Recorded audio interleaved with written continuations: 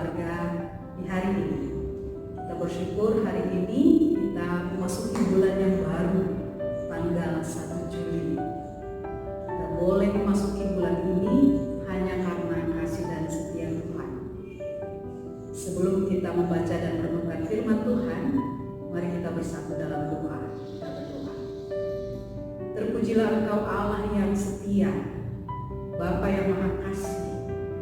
Kami mengucap syukur atas pemeliharaan Tuhan yang tiada henti bagi kami. Sehingga saat ini kami boleh Engkau tuntun memasuki bulan yang baru, bulan Juli 2020. Dan di hari pertama di bulan ini, bersama-sama kami akan membaca dan merenungkan firman-Mu ya Tuhan. Kami mohon Engkaulah yang menuntun kami di dalam kuasa Roh Kudus-Mu, agar firman Tuhan ini kami baca, kami dengar, kami renungkan, dan menjadi pedoman di dalam kehidupan kami setiap saat. Berfirmanlah kepada kami di dalam nama Tuhan Yesus Kristus kami berdoa. Amin. Ibu Bapa, saudara-saudara dan anak-anak yang dikasihi dalam Yesus Kristus, firman Tuhan pada saat ini terambil dari Mazmur 141 ayat 1 sampai ayatnya yang 10 yang menyatakan, Mazmur Daud, ya Tuhan, aku berseru kepadamu, datanglah segera kepadaku. Berilah telinga kepada suaraku waktu aku berseru kepadamu. Biarlah doaku adalah bagimu seperti persembahan ketupan, dan tanganku yang terangkat seperti persembahan korban pada waktu petang. Awasilah mulutku ya Tuhan, berjagalah pada pintu bibirku. Jangan condongkan hatiku kepada yang jahat, untuk melakukan perbuatan-perbuatan yang fasik bersama-sama dengan orang-orang yang melakukan kejahatan. Dan jangan aku mengecap sedap-sedapan mereka. Biarlah orang benar memalu dan menghukum aku, itulah kasih. Tetapi janganlah minyak orang fasik menghiasi kepalaku. Sungguh aku terus berdoa menentang kejahatan-kejahatan mereka. Apabila mereka diserahkan kepada hakim-hakimnya, maka mereka akan mendengar bahwa perkataan-perkataanku menyenangkan, seperti batu yang dibelah dan dihancurkan ke tanah. Demikianlah akan berhamburan tulang-tulang mereka di mulut dunia orang. Tetapi kepadamu ya Allah, Tuhanku, mataku tertuju. Padamulah aku berlindung, jangan campakkan aku. Lindungilah aku terhadap batu panjerat yang mereka pasang terhadap aku. Dan dari perampok, orang-orang yang melakukan kejahatan, orang-orang fasik akan jatuh serentak ke dalam jala mereka, tetapi aku melangkah lalu. Demikianlah pembacaan Alkitab. Yang berbahagia adalah setiap orang yang mendengarkan firman Tuhan dan melakukannya dalam kehidupan sehari-hari. Terpujilah Tuhan Yesus. Haleluya, haleluya, haleluya, haleluya.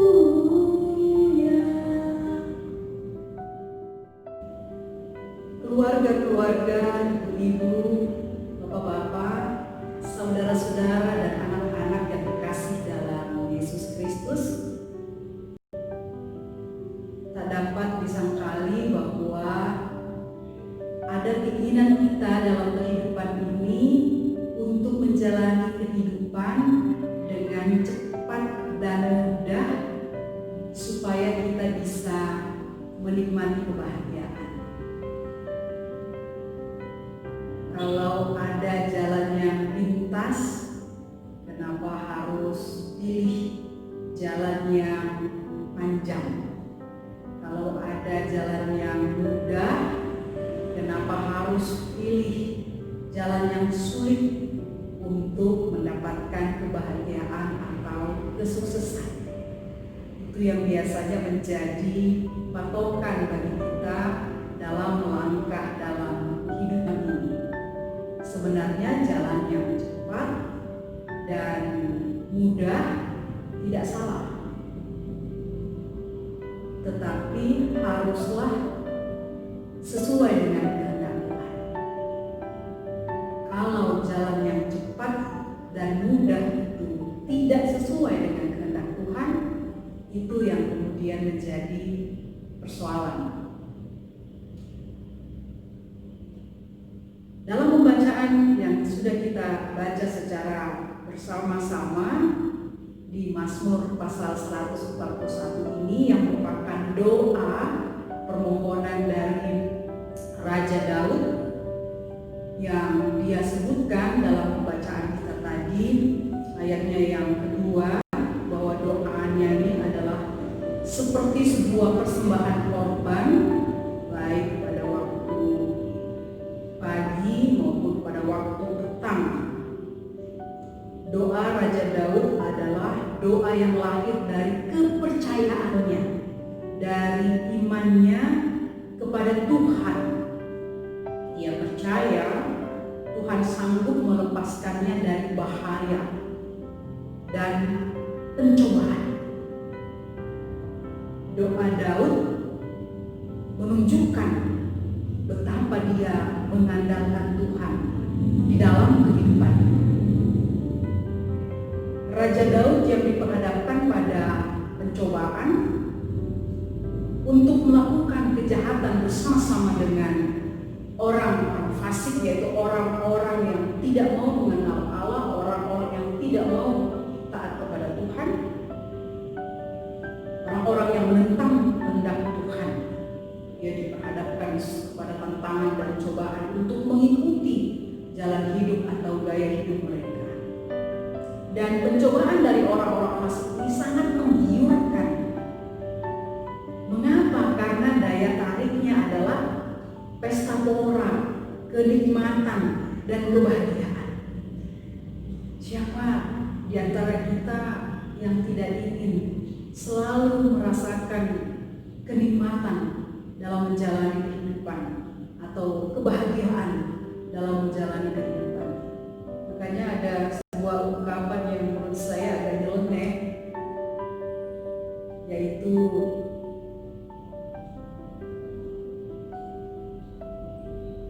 muda foya-foya, tua kaya raya, dan mati masuk surga.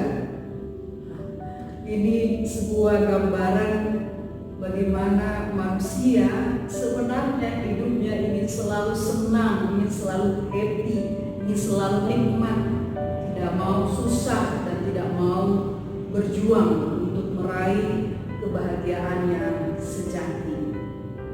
Karena itu Raja Daud memohon agar Tuhan menjaga dirinya, yaitu menjaga mulut dan bibirnya dalam ayat ketiga tadi, dan kemudian juga menjaga hatinya agar tidak dicondongkan kepada gaya hidup orang fasik yang nampaknya memberi kenikmatan, memberi kebahagiaan. Dia katakan dalam ayat yang keempat, jangan aku mengecap sedap-sedapan mereka. Daud berdoa agar dijauhkan dari keinginan untuk menikmati kenikmatan yang semu atau sementara saja. Inilah perangkap yang bisa menjatuhkan orang benar. Inilah perangkap atau jerat yang bisa menjauhkan orang benar dari Allah. Karena itu Daud berjuang dan memohon perlindungan serta kekuatan dari Tuhan. Dia sadar bahwa godaan, cobaan sangat besar, sangat kuat, dan dia adalah manusia yang lemah dan serba terbatas.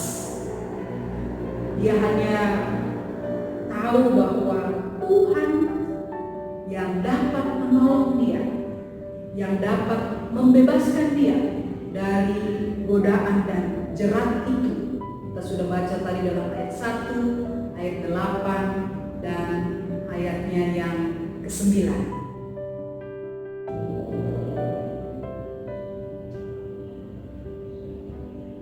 Keluarga yang dikasihi Tuhan, Ibu Bapa, saudara-saudara dan anak-anak yang diberkati oleh Allah. Hidup sebagai umat Tuhan memang tidak mudah. Selalu saja ada cobaan untuk menjauhkan kita dari Tuhan. Pencobaan dihadapi oleh orang yang ingin setia kepada Allah. Namun melalui Raja Daud di dalam Mazmur 141 ini kita belajar dua hal untuk bisa melawan dan mengalahkan pencobaan dan terlepas dari jerat atau perangkap. Yang pertama, berharap kepada Tuhan di dalam doa. Itu berarti kita harus memelihara hubungan, relasi, komunikasi yang dekat, yang intens, yang intim dengan Allah. Jadi doa yang kita naikkan sebagai sebuah permohonan kepada Tuhan bukan asal ucap, bukan asal bunyi. Doa menjadi ibadah kita. Doa adalah ibadah itu sendiri yang menunjukkan penyerahan diri kita dan kepercayaan kita hanya kepada Tuhan. Bahwa hanya Tuhan yang memberikan kekuatan agar kita tetap memilih Dia dan menolak kenikmatan duniawi. Hanya Tuhan yang sanggup menolong kita, bukan kekuatan dan kemampuan kita. Hanya Tuhan yang mampu untuk menolong kita menghadapi pencobaan. Karena itu kita ingat kata-kata Tuhan Yesus sebelum Dia ditangkap, ketika Dia selesai berdoa di Taman Getsemani dalam Injil Matius pasal 26 ayat 41. Berjaga-jagalah dan berdoalah, sebab roh memang penurut, tetapi daging lemah. Berjaga-jagalah dan berdoalah, supaya kamu jangan jatuh ke dalam pencobaan. Roh memang penurut, tetapi daging lemah. Yang kedua, bersikap tegas. Tidak boleh bimbang, tidak boleh bimbang. Bersikap tegas untuk menolak pencobaan. Harus ada usaha dan perjuangan yang sungguh-sungguh untuk menolak pencobaan. Ini memang bukan perjuangan yang mudah. Ini memang perjuangan yang sulit dan pahit. Namun kebahagiaan sejati di dalam Tuhan memang patut diperjuangkan. Kita harus menjaga hati, kita harus menjaga mulut, kita harus menjaga pikiran kita harus menjaga seluruh kehidupan kita agar tetap selaras dengan kehendak Tuhan. Kita bersungguh-sungguh untuk mengendalikan, untuk menguasai diri kita sendiri, keinginan kita sendiri, agar kita terhindar dari cobaan dan jerat kejahatan sehingga kenikmatan surgawi dapat kita rasakan di dalam anugerah Tuhan. Keluarga yang dikasihi Tuhan, tema renungan kita saat ini adalah carilah Tuhan. Artinya mari kita mencari pertolongan Tuhan, dimulai dengan doa, berkomunikasi dengan Tuhan, berbicara dengan Tuhan, membangun relasi dan hubungan yang dekat dengan Tuhan. Kita terus berdoa, kita terus berharap kepada Tuhan, kita bersungguh-sungguh agar Tuhan menolong kita melawan setiap cobaan dan menghindarkan kita dari setiap jerat. Mari kita belajar mengendalikan diri kita sendiri, mengendalikan keinginan-keinginan kita, mengendalikan perkataan-perkataan kita, mengendalikan pikiran-pikiran kita. Kita minta kuasa Roh Kudus untuk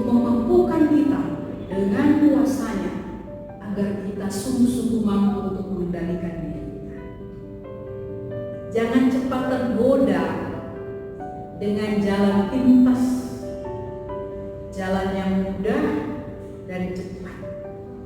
Teliti, selidiki, periksa apakah jalan pintas itu selaras dengan kehendak Tuhan atau tidak.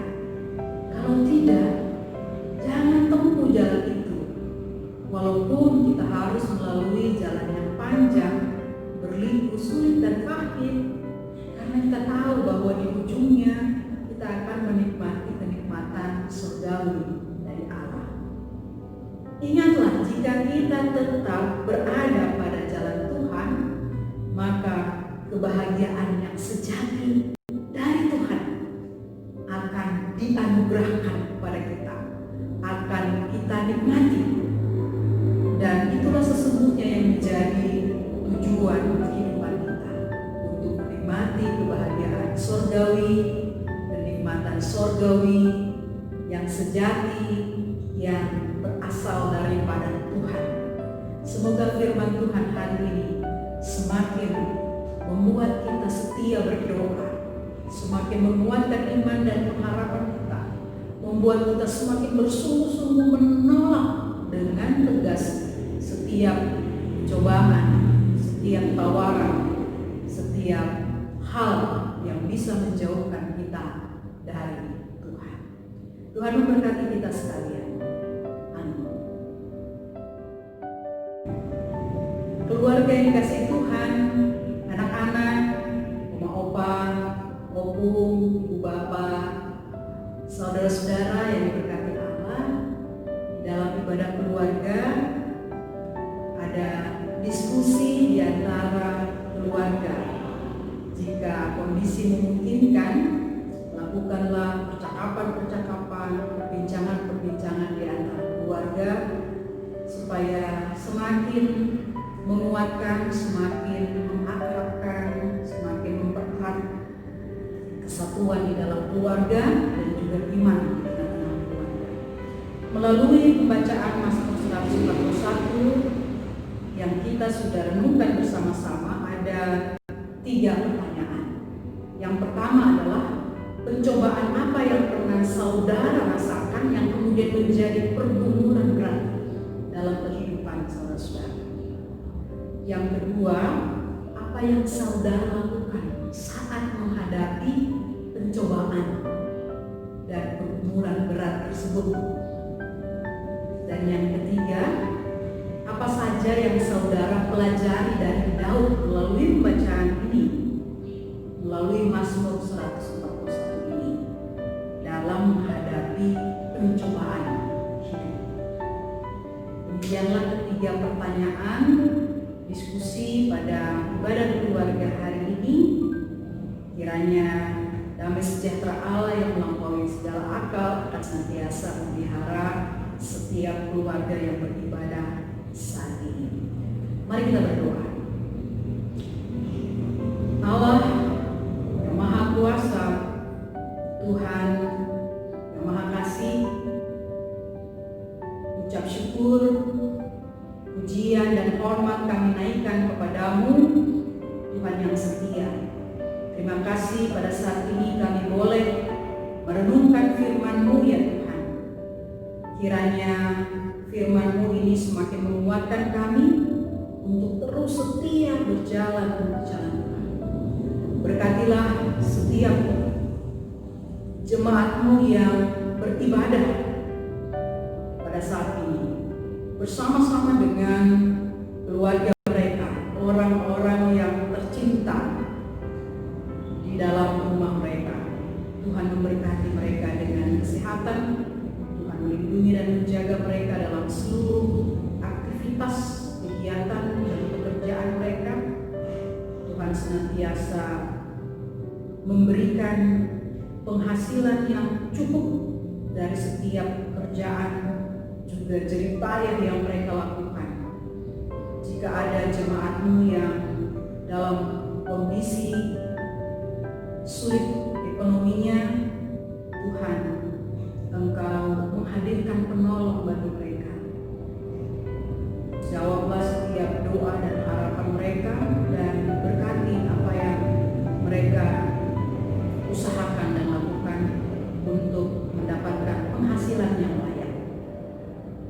Dan biarlah kesetiaan kepada Tuhan senantiasa menjadi bagian yang tidak terlepaskan dalam perjalanan kehidupan jemaat-Mu sekalian. Terima kasih ya Tuhan. Inilah doa kami. Ampunkan segala dosa dan kesalahan